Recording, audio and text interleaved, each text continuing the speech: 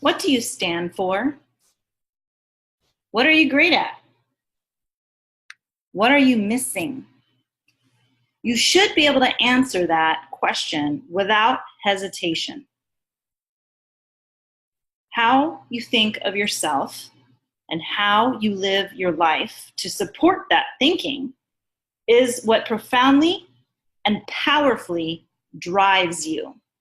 Hey, Hero Moms, this is Paula, and in this module, I'm going to talk to you about getting clear on what you're really fighting for. Not what you're really fighting for, but what you're really, truly fighting for. You live according to how you perceive yourself. This is just the truth. So if you think little of yourself, you're going to act in alignment with your limiting belief. If you know you can be more, yet you're not stepping into that, you're going to be miserable because you know that you are living small. But if you have a positive self-image with high standards and you demand that your actions are aligned with the best of who you are and who you can be, then you can determine your reality. Still, with that being said, you cannot create a reality around something that you've never defined. You may have developed a self-image and sets of standards as a reaction to events and people when you were growing up or whatever, from some time in your past. So now it's time for you to take responsibility to untangle how other people treated you in the past from how you choose to be as a person moving forward. I'm going to say that again. You might want to write this down.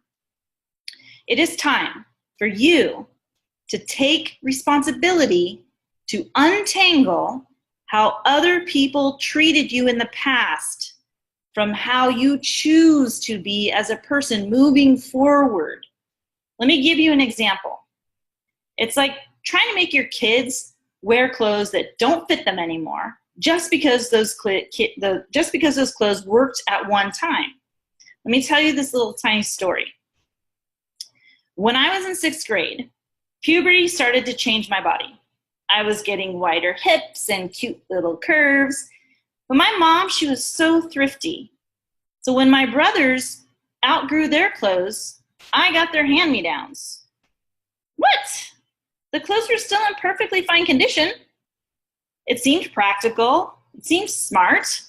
Until one day, Mom made me wear John's old corduroy pants. I could barely squeeze into the boy pants that were made for narrow hips and skinny little legs.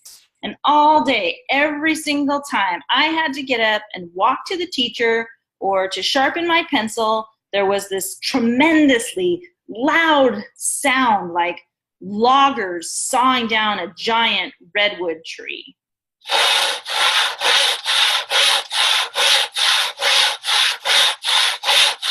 All the kids in the class stopped to look where that sound was coming from. But I knew. I heard it too. I heard it on the entire way walking to school. It was my puberty-induced, coming-of-age thighs rubbing the corduroy pant legs together with each step. I was freaking Paul Bunyan, but not in a good way. I got made fun of all day and for years for having no sense of fashion. So if you've ever heard me say anything about being clueless when it comes to fashion, now you know exactly where that came from. I was humiliated. So making your kids wear clothes that don't fit just because they worked at one time, doesn't that just sound crazy now? But your old thinking doesn't fit you anymore. So today, you go forward in time, not back.